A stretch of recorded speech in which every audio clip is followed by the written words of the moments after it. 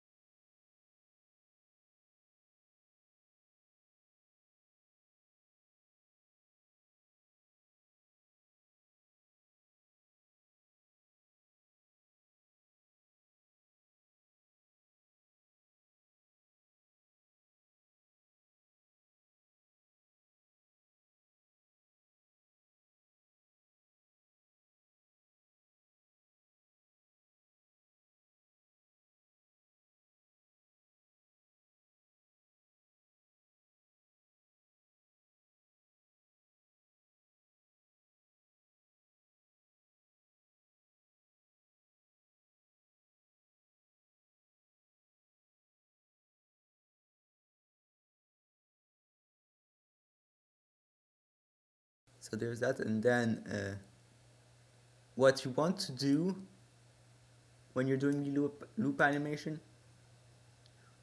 Hold up, I'm trying to. Yeah, okay.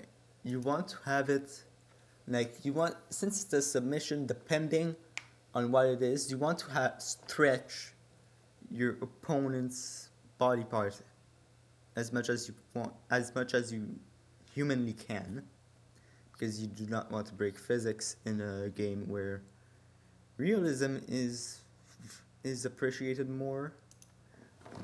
So yeah, you see in the clip I put the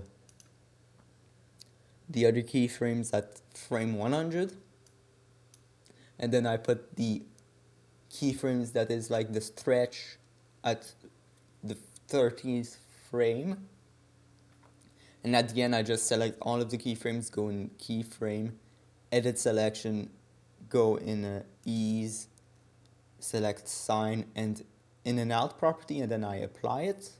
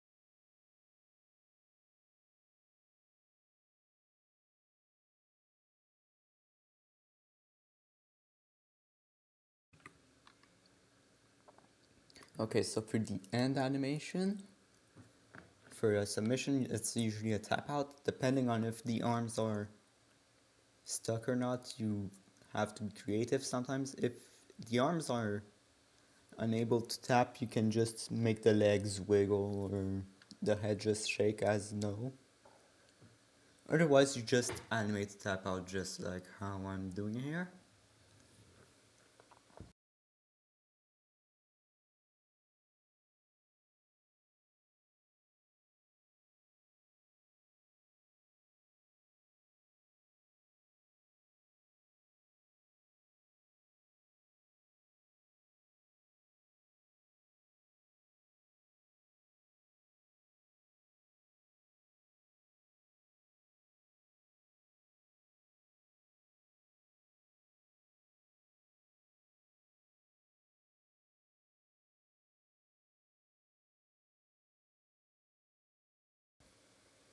So that's practically what you have to do. After you do after you do that and you make sure that all of them are separate Moon Animator files, you press the 5 key to export the moves, each of them. Then you just name them like I did in the recording here.